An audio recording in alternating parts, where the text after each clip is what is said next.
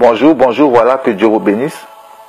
Ce matin, j'ai à cœur de vous parler d'un sujet qui me passionne, qui m'encourage et dont j'affectionne beaucoup, c'est l'amour. L'amour. Mais vu l'immensité de ce thème, j'ai choisi de vous parler de l'amour comme facteur de liaison dans les relations sociales. La Bible dit que soyez unis par le lien de l'amour. L'amour est le lien par excellence qui nous permet de marcher main dans la main, de marcher dans la paix, de nous pardonner réciproquement, de ne plus voir les défauts de mon prochain, mais d'apprécier ses qualités. Le lien par excellence qui nous permet de nous encourager, le lien par excellence qui nous permet de nous asseoir autour d'une même table et de partager un même repas. Mais lorsque ce lien est brisé, cela donne l'ouverture à une insécurité. Lorsque le lien d'amour est brisé dans une société, dans une famille, c'est l'insécurité totale. Billy Graham disait: rien ne peut apporter un sentiment de sécurité comme à la maison, sauf l'amour. Lorsque l'amour n'est pas là, aucune famille n'est en sécurité. Aucune relation n'est en sécurité. Aucun pays n'est en sécurité. Un autre philosophe a dit: la plus grande maladie dont souffrait le monde, c'est son manque d'amour. Ce manque d'amour s'exprime tous les jours. Tous les jours dans la société. Tous les jours dans nos églises. Tous les jours dans nos cités. Tous les jours dans les foyers.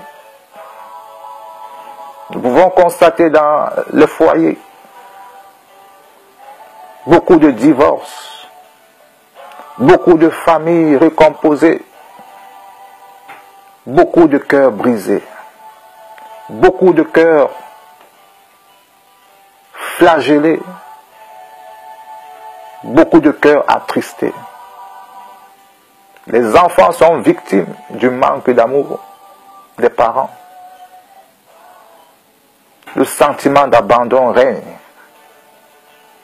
Et le sentiment de rébellion prend place. Le manque d'amour gagne la société.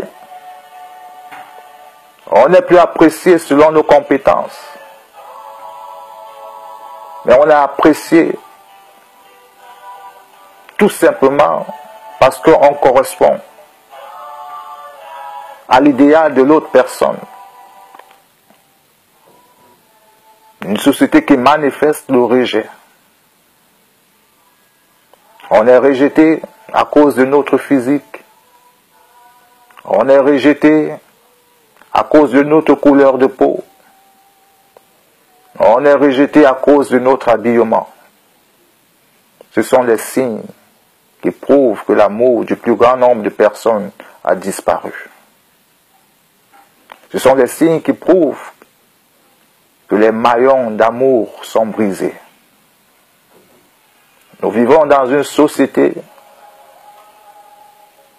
où la haine gagne du terrain, la malhonnêteté gagne du terrain. Ce sont les conséquences du manque d'amour. L'ingratitude. Tu as élevé tes enfants dans la maison. Tu as envoyé tes neveux à l'école. Tu as trouvé du travail à des personnes. Mais le champagne qui t'ont ouvert, c'est un champagne d'ingratitude et d'insulte. L'ingratitude est le signe de manque d'amour qui a disparu. Le manque de reconnaissance qui disparaît de plus en plus. Il est vrai, ce n'est pas un phénomène nouveau. Mais nous pouvons l'éradiquer. Le manque d'amour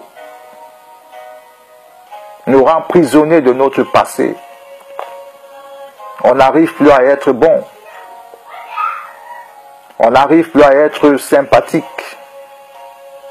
On n'arrive plus à aimer.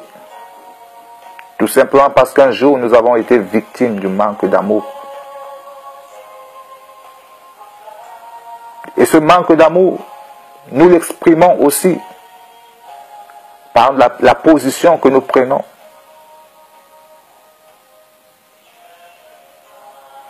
Que Dieu nous aide à revenir à l'essentiel. On ne vit qu'une fois. On ne vit pas deux fois sur ce monde. Le temps que Dieu nous donne, apprécions-nous, pardonnons-nous, améliorons nos relations et nous vivrons le paradis sur terre. Qu'est-ce que nous gagnons en manifestant de la méchanceté? Oui, il y a des femmes qui ont soutenu leur mari dans l'état ou la période de vache maigre. Il y a des hommes qui ont soutenu leurs femmes dans les périodes difficiles. Un jour, ils ont gagné de l'argent et ils ont abandonné celui qui a été là, celui qui a toujours été là pour lui, pour elle. Et je peux comprendre que tu te fâches. Je peux comprendre que tu sois en colère. Parce qu'un jour, je travaille dans une entreprise où quelqu'un m'a insulté de sale noir. Il m'a insulté en me disant « j'aime pas ta couleur de peau ». Ce jour, j'avais toutes les raisons du monde de me fâcher. Mais Dieu m'a soutenu. J'ai gardé mon calme. J'ai gardé ma sérénité. Je ne sais pas comment. Mais je dis merci à Dieu. Et lorsque les collègues qui étaient à côté ont vu cela, ils n'ont pas compris mon calme. Ils n'ont pas compris ma sérénité. Et plus tard, ils me trouvaient en train de parler avec ce garçon.